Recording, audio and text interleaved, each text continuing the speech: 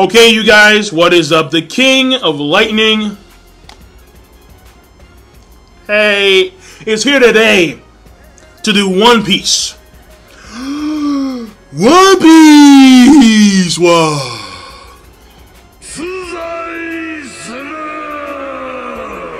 One Piece, episode 655 review. Now, of course, the episode... Ooh, wow. There's actually been over 650 episodes of One Piece. That's a lot. So, the episode link is going to be in the box below on OnePieceOfficial.com. So, let me go to the basics. Animation, story progression, and so on and so forth. First of all, animation overall was okay. There were a few bits here and there that could have been a lot better. There was one part in particular where I thought that it was just like... It was weird. I thought it was really bad. And that was a scene where Sanji, he was being strung up. He couldn't move. And like the way he was moving, like just twitching, trying to escape the strings, it seemed very like Super Mario 2D, not even Jumpman. Fuck Super Mario. Jumpman 2D. And I was like, whoa, like he skipped frames. I was like, what the fuck is this? It just looked really weird. So, that scene could have been better. And then the initial scene into Block D, when you see like some like the father cats fighting, and then you see Rebecca, she's once again, you know, like, she's pretty much being packed by a lot of people. Cabbage is fighting, another girl's fighting, I forgot her name. That scene could have been better as well, when it came to the animation. When Rebecca throws the guys over, that was okay, but, you know. The thing here is that, overall, the animation's okay.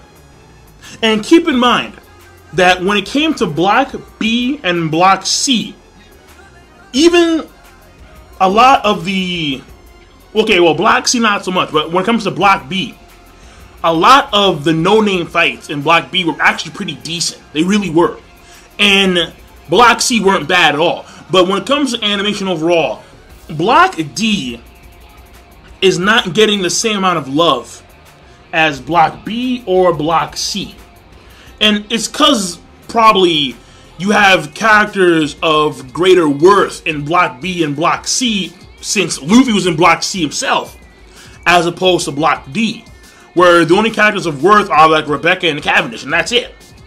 So keep in mind that when you compare the animation of those blocks, Block D appears to be the worse off. So when it comes to the pacing, it was okay. Honestly, it was subpar plus, because it was slow. Yes, it was slow, as usual. But, because we all know that what they do in One Piece manga, what they do in the One Piece anime is that they match it to the One Piece manga. Chapter. So one episode equals one chapter. Not the way it should be done, but considering the fact that they're in the same arc, when you compare the anime and manga, and in the manga, Oda takes some breaks, to say the least. They take some breaks. Thing here is that, yeah, they're gonna slow it down. However, in this episode, they did something that I found fairly odd. There was a lot of OST hype moments and stare-offs and just small snippets of time that appear to be like wasted. Let me give you an example. Fujitora senses something amiss. What happens? Well, he stares at the sky. And he stares at the sky for about like 20 fucking seconds. I'm like, shit. Now, granted, that may not seem like a lot of time. And it really isn't. 20 seconds is not a lot of time. But when you have several moments like that in the episode, total, it does take up quite a bit of time. For example, another example. You have Rebecca and like these three random fodder dudes. One's like fucking red. And they're just staring off at each other like fucking, yeah. I'm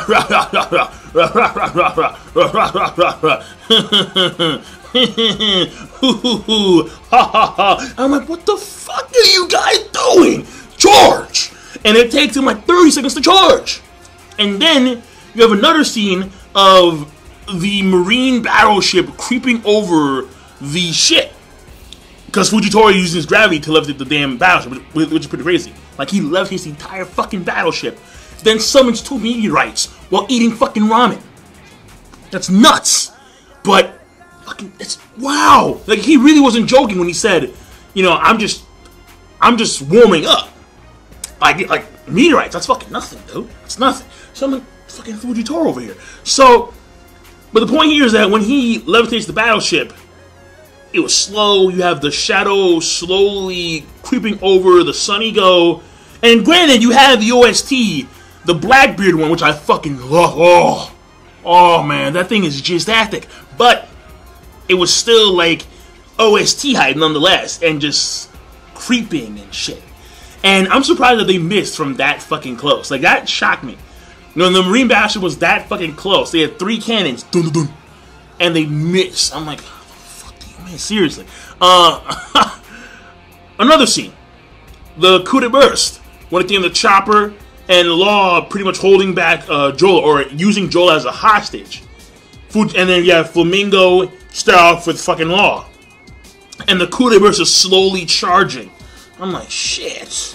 So again, there are a lot of small scenes like that that permeate the episode as a whole. Like even the damn shock scene where when Rebecca throws off those 3 guys, like, I'm like, what the hell? Like, seriously. So, like, you know, just gonna point that out. That's what I do. The next thing, let's move on, obviously.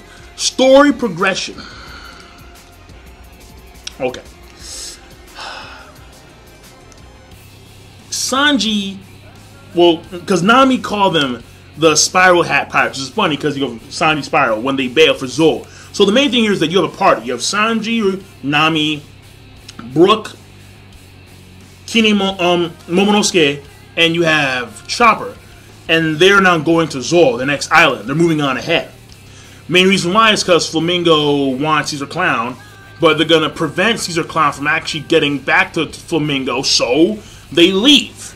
And Flamingo was on their ass anyway to begin with, so they had no other choice to leave. So we're now seeing the Strat crew separate, and that's a very key point right there. That's quintessential. Where you have some of the Straw Hats actually go on to the next island just to make sure that Flamingo doesn't get Caesar Clown. The next thing is that, going back to the beginning of the episode, the fight between Flamingo and Sanji, pretty decent overall.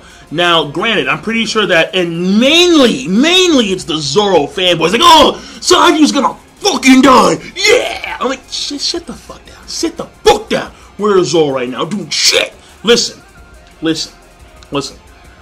There is no evidence that he was gonna die. Would Sanji have been wounded severely? Probably. Would he have died? No, he wouldn't have fucking died. Seriously. But the fight of itself was, you know, small little tussle between Sanji and Flamingo. And they fucking got it right. I was like, yeah, they got it right. They got it right. I was shocked. I was like, whoa. No. Because when Sanji and Flamingo have their first, you know, when he does the initial strike, Flamingo blocks it, obviously.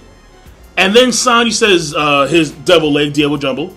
And what happens, the other leg, he doesn't spin around like, oh, twirl. It just goes on fire. I'm like, fucking thank you. Like, why is it so fucking hard? Seriously, Toei, why is it so damn hard? That was easy as fuck, right? Yeah. Proof fire. It's this goddamn hockey. Stop fucking with me. Seriously.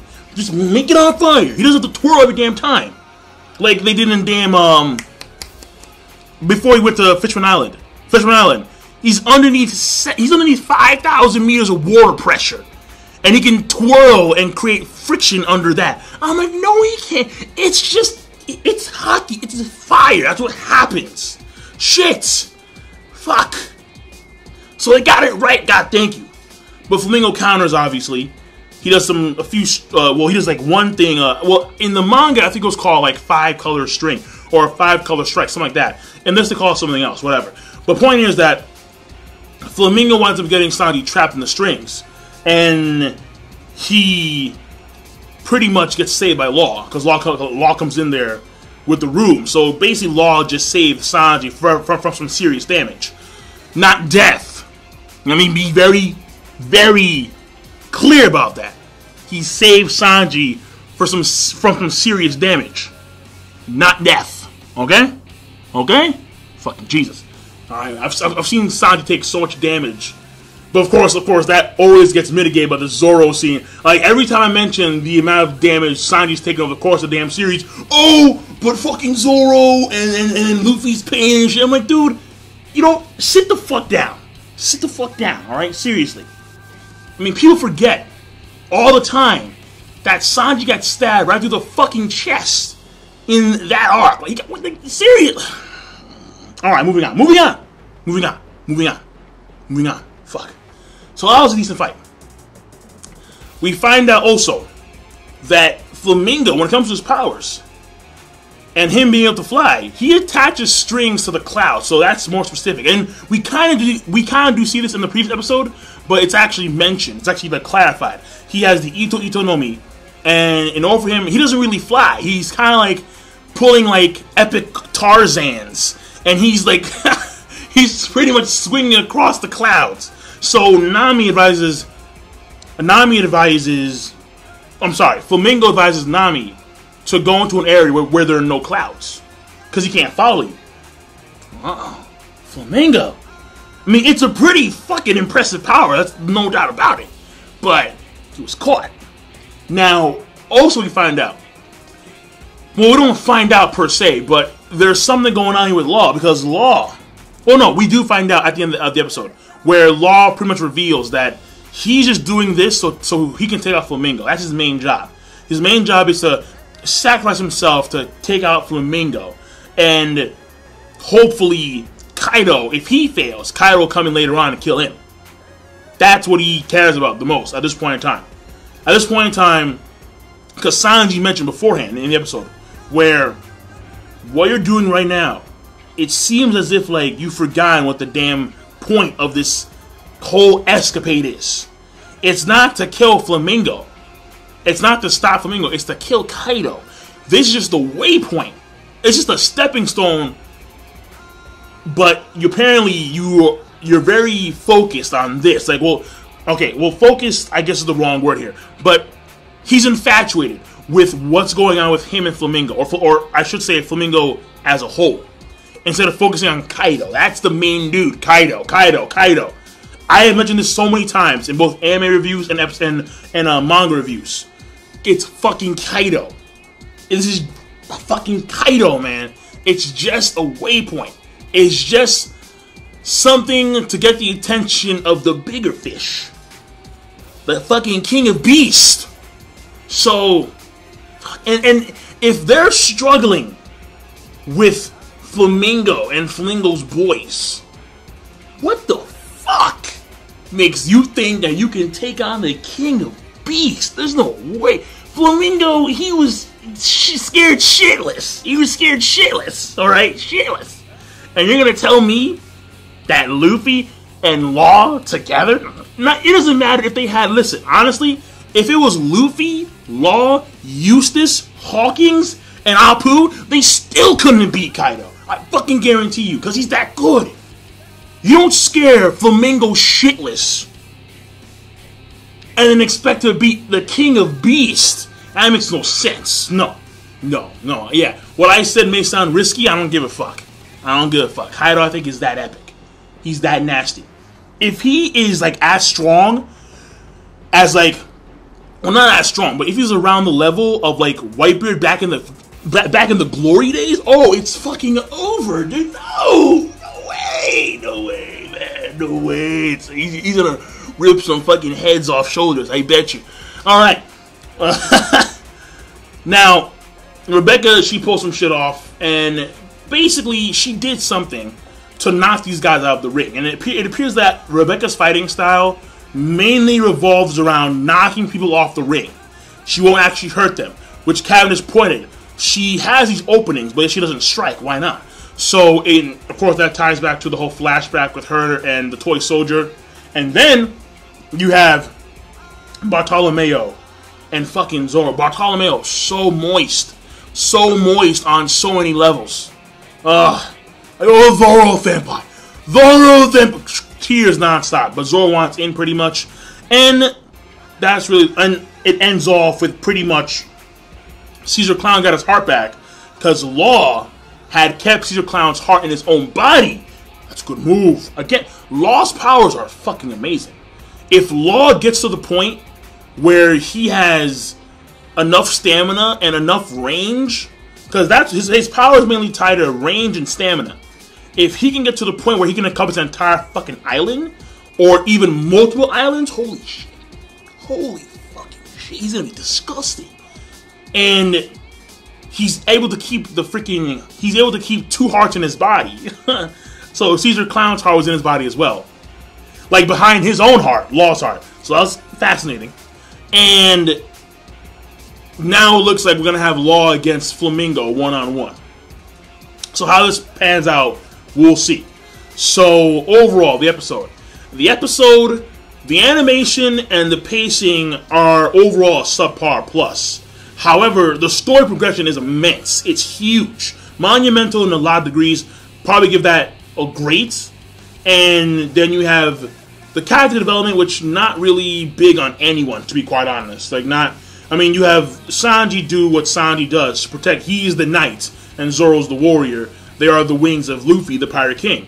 And, yeah, they're the wings. I saw something, I forgot what it was, but it was like a SBS type of thing where apparently Oda referenced Sanji and Zoro as Luffy's wings, meaning that they're equal. They're fucking equal.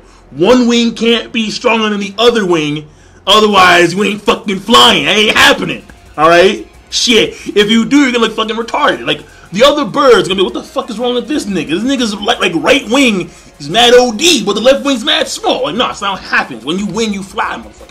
You fly. So, but either way, the point here is that, well, what is the point? I don't know. Either way, the pacing, the character, there we go, the character development, overall, it's okay. Because, well, it was really non-existent, but fuck it, overall, okay. So overall rating is going to be a good. It was good. It was good.